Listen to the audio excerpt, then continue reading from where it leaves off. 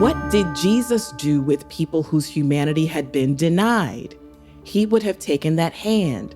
He would have bent down, written something in the sand, stood up and said, let whoever is without AI in their homes cast the first stone, Carla, because you're fascinating, I just want to ask you this. Is there anything about which you are feeling spark and crunch and interest when it comes to theologically reflecting on media right now? Like, are you watching something that's making you think theologically? Have you read my mind? Or perhaps have you seen my viewing history on my smart TV? I had a sense. Do tell. I love the question, and I love the crunch because crunch reminds me of guilty snack pleasures. And so the show that I have been watching, it's a 3-season series, and it is called Humans, and it is on Peacock, I believe, is the network.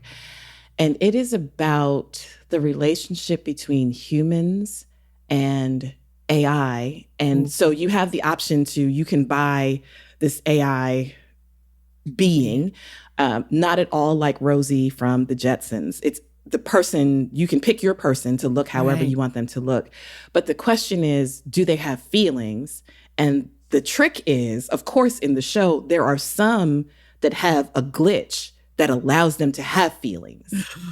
And so it's this whole best and worst of human behavior and how we treat people who are other and how we are quick to decide who has feelings and who does not, therefore who has rights and who does not. Hello, can you say sermon series? If Genesis had a few more chapters, I think this is what would be in the history of God's people, right? Like, who else can we other and treat poorly? And it comes down to this whole battle. And there's one scene that stays with me. And the AI, and I can't remember what they're called, who have feelings, become this little group, and they're hidden out in this section of town, and they're, in hiding, but they have built their own community.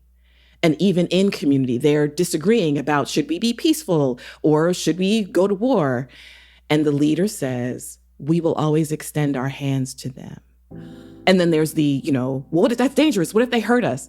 If they hurt us, that's their bad choice. But we are going to choose this way. And I keep thinking, is this right out of the 60s? Is this right out of every civil rights march where we said, we shall overcome, but not with violence? And I'm watching, and of course, spoiler alert, the humans choose the worst of human behavior. And on the screen, you see this hand, and you're waiting like, I know the humans are going to do right. I know they're going to hold the hand and they're going to help the bot. And they do not. Which may or may not really be a spoiler alert. Yeah. It's just, and what's theological about that is that it's talking about the nature of who people are, how in need of grace we are. Yes. And what else would you say to somebody who's like, well, what's theological about that? That's just a sci-fi story. That sounds really good. Because people do. But what would we say back to that? I would say exactly what you just said. So as you are seeing a sci-fi show where a robot is extending their hand, I am seeing someone who has been othered, someone whose humanity has been denied. And what did Jesus do with people whose humanity had been denied? He would have taken that hand. He would have bent down, written something in the sand, stood up and said, let whoever is without AI in their homes cast the first stone. Jesus would have embraced who they were without pushing them aside because of how they were made.